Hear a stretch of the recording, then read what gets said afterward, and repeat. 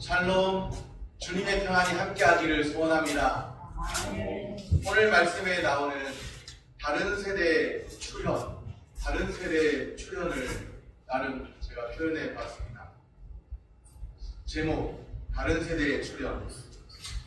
여호와의 사자가 말씀 전할 때 우는 자들이 있어 복임이라 하였네. 패역한 백성이 큰 소리로 울어도 후회한들 이미 때는 늦으리.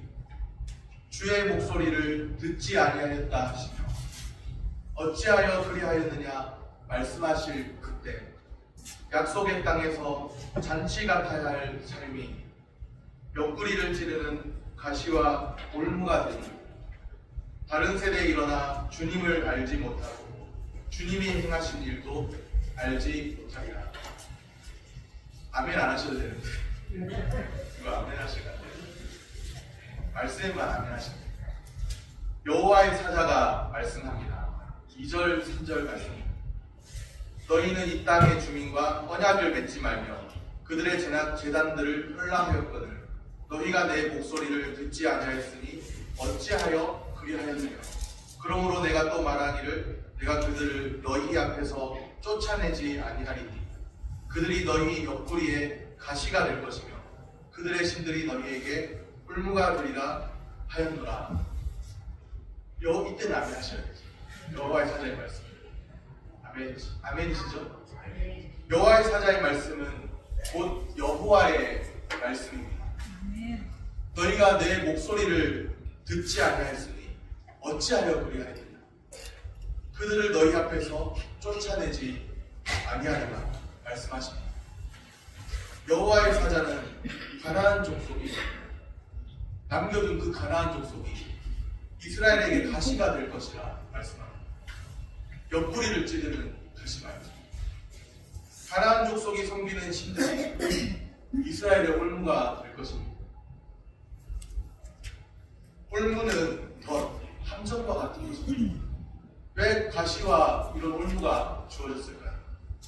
너희가 내 목소리를 듣지 아니하였으니 그렇게 말씀합니다.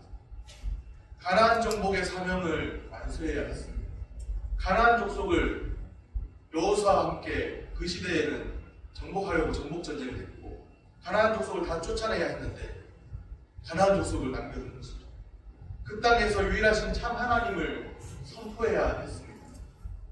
그런데 이스라엘은 가나안 족속을 다 쫓아내지 않았습니다. 쫓아내지 못하면 어떻게 될까요? 쫓아내지 못하면 가나안 족속이 결심하고 그 땅에 거주하게 됩니다. 우리는 이 말씀을 통해서 영적 싸움의 본질을 생각해 보게 됩니다. 가나안 족속을 남겨두는 것이 아니라 쫓아내야 하는데 다 쫓아내지 못하니까 가나안 족속이 결심하고 그 땅에 거주하죠. 이기지 못하면 진다는 것이죠. 이스라엘은 공존, 상생을 선택했습니다. 사명을 저버린 행위입니다. 하나님의 말씀을 버렸습니다. 하나님의 말씀이 참 중요한데 하나님의 말씀을 버렸어요. 어찌하여 그리하였느냐. 하나님의 백성은 하나님의 말씀을 들어야 삽니다. 기억하시길 바랍니다. 하나님의 백성에게 있어서 중요한 것 하나님의 말씀입니다. 다른 것도 중요할 수 있겠지만 하나님의 말씀을 꼭 붙잡아야 합니다. 이스라엘 백성이 여호와를 잘 섬긴 때가 있죠. 7절 말씀입니다. 백성이 여호수아가 사는 날 동안과 여호수아 뒤에 생존한 장로들 곧 여호와께서 이스라엘을 위하여 행하신 모든 큰 일을 본 자들이 사는 날 동안에 여호와를 섬겼더라. 여호와를 잘 섬길 때가 있다는 거예요. 항상 그렇게 여호와를 잘 못 섬긴 것이 아니라 여호수아가 사는 날 동안과 여호수아 뒤에 생존한 장로들이 사는 날 동안에는 여호와를 잘 섬겼습니다. 이때는 여호와께서 이스라엘을 위하여 행하신 큰 일을 본 자들이 있었습니다. 그런데 이제는 완전히 상황이 달라졌죠. 사사시대에 들어오면서 완전히 상황이 달라졌습니다. 새로운 국면을 맞이합니다. 10절 말씀입니다. 그 세대의 사람도 다 그 조상들에게로 돌아갔고 그 후에 일어난 다른 세대는 여호와를 알지 못하며 여호와께서 이스라엘을 위하여 행하신 일도 알지 못하였더라. 다른 세대의 출현입니다.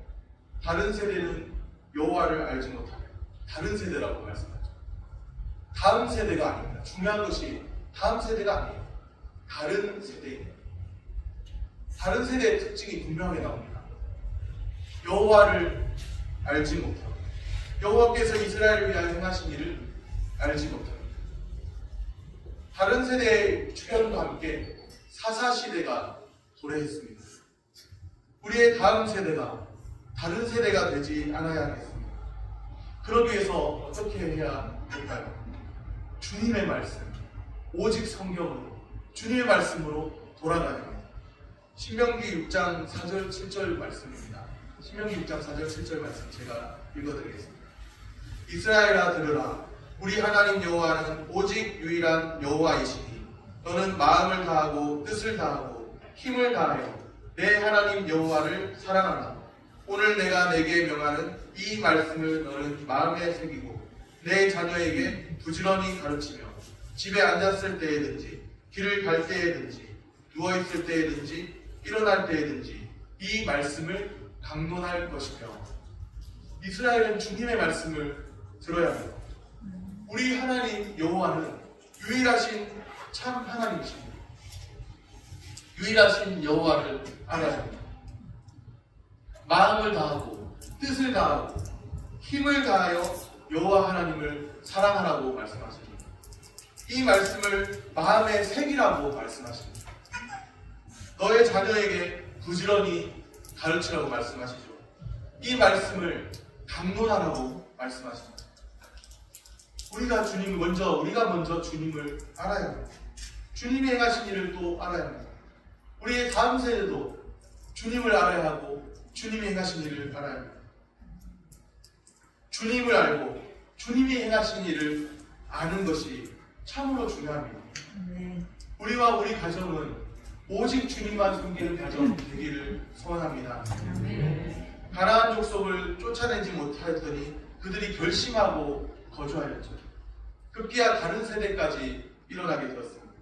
다른 세대, 여호와를 알지 못합니다. 여호와가 행하신 일을 알지 못합니다. 알지 못하는 그들이 결국에는 어떤 일을 하나요? 여호와를 버립니다. 여호와를 알지 못하니까. 그런데 성경에 분명히 여호와를 버렸다라고 표현되어 있습니다. 여호와를 버리자 여호와께서 진노하십니다. 11절에 보면 이스라엘 자손이 여호와의 목전에 악을 행하여 바알들을 섬기며, 그렇게 말씀해요. 여호와의 목전에, 여호와의 눈앞에서 여호와께서 뻔히 보고 계시잖아요. 하나님이 불꽃 같은 눈으로 보고 계십니다. 그런데도 하나님의 존재를 있는 듯 없는 듯 취급해버립니다. 눈앞에서, 여호와의 목전에서 담대히 악을 행합니다. 여호와만이 유일하신 참 하나님이십니다. 그런데 여호와를 떠나서 다른 신들을 섬기는 그들의 모습을 봅니다. 가나안 족속이 섬기는 바알과 아스다롯을 섬깁니다. 이런 상황을 다 하나님이 내다보셨죠. 그래서 가나안 족속을 진멸하라고 말씀하셨습니다. 남겨두지 말라고, 진멸하라고 말씀하셨습니다. 가나안의 종교와 그 문화의 영향을 이스라엘이 받지 않도록 말하죠. 그런데 결국에는 유일하신 하나님을 떠나게 됩니다. 12절에 보십시오. 12절에 보니 여호와를 버리고, 13절에도요 여호와를 버리고, 여호와를 버렸다고 말씀합니다. 여호와를 알지 못하는 세대가 여호와를 버렸습니다.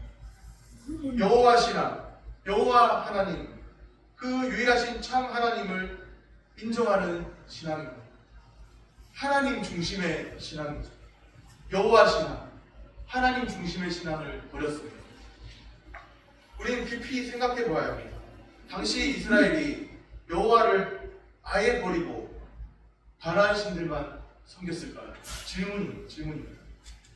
여호와를 버렸다고 되어 있는데 당시 이스라엘 백성들이 여호와를 아예 버리고, 여호와를 아예 외면해 버리고 가나안 신들만 섬겼을까요? 아니면 여호와도 섬기고 가나안 신들도 섬겼을까요? 여호와를 때로는 이스라엘이 찾기도 합니다. 사사시대에 어려움이 있을 때마다, 그 대적들이 쳐들어올 때마다 부르짖는 그런 모습들을 종종 보게 돼요. 여호와를 찾기도 해요. 그런데 가나안 신들도 같이 섬기는 거죠. 그들은 이후에도 위기 때마다 여호와를 찾았습니다. 부르짖기도 했습니다. 그렇다면 이스라엘이 여호와를 아예 섬기지 않는 그런 모습은 아닙니다. 여호와와 가나안 신들을 혼합하여 섬기는 것이죠. 여호와도 섬기고 가나안의 신들도 섬기고, 여호와 신앙, 하나님 중심의 신앙이 혼합주의 신앙이 되어버렸습니다. 그것을 여호와를 버렸다, 그렇게 표현하는 것입니다. 하나님도 좋고 세상도 좋고, 쉬운 말로 하면 그런 거예요. 하나님도 좋고 세상도 좋고. 그런 모습이라면 우리의 신앙이 혼합주의적인 신앙의 모습이 아닌지 돌아보아야겠습니다. 오늘 우리가 믿는 신앙을 점검하면 좋겠습니다. 철저히 하나님 중심으로 살아갈 수 있기를 소원합니다. 하나님을 버리고 이방신을 섬기는 이스라엘입니다. 그들이 하나님을 떠나가니까 하나님도 똑같이 버려두는 것이 아니라, 여호와를 버리니까 똑같이 버려두는 것이 아니라 그들을 그대로 내버려 두지 않으십니다. 여호와께서 진노하시고 어떻게 하시나요? 여호와의 손이 재앙을 내리십니다. 하나님의 진노가 어떻게 나타났죠? 14절에 보면 노략하는 자의 손에 넘겨주십니다. 노략을 당하게 하십니다. 대적의 손에 팔아 넘기십니다. 대적을 당하지 못하게 하십니다. 여호수아 때에는 그래도 대적들과 싸워서 이기고 가나안을 정복하고 그런 일들이 있었는데, 이제는 사사시대에 오게 되면 대적을 당해내지 못하는 그런 때가 온 거예요. 순간순간 이스라엘 사사들이 등장해서 고통받는 이스라엘을 건져내기도 하지만, 그러나 여전히 또 많은 대적들이 쳐들어올 때 대적 앞에서 힘겨워하는 그런 모습들을 보게 됩니다. 또 15절에 보면 어떤 말씀이 있는지 한번 확인해 보시기 바랍니다. 그들이 어디로 가든지, 이 말씀 어디서 본 것 같지 않으세요? 여호수아에게도 내가 어디로 가든지 너와 함께 한다고 하나님이 말씀하셨는데, 그들이 어디로 가든지 여호와의 손이 그들에게 재앙을 내리십니다. 지금 사사시대는 반대인 거예요. 여호수아 때는 하나님이 여호수아에게 나타나셔서 내가 어디로 가든지 너와 동행하겠다, 그렇게 말씀하십니다. 사사시대에 와서 이런 말씀을 주십니다.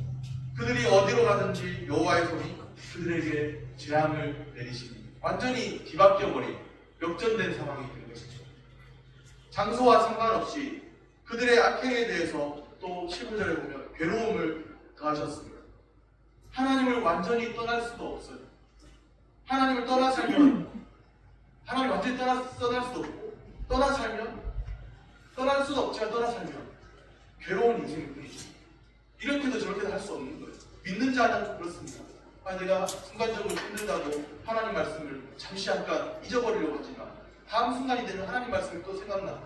그런 거예요. 믿는 자는 하나님 말씀을 완전히 떠날 수 없고, 그렇다고 또 이렇게 어떻게 할 수도 없는, 하나님을 완전히 떠날 수도 없고 또 떠나려고 하니까 괴로운 인생이고, 그런 모습이 있는 것이죠.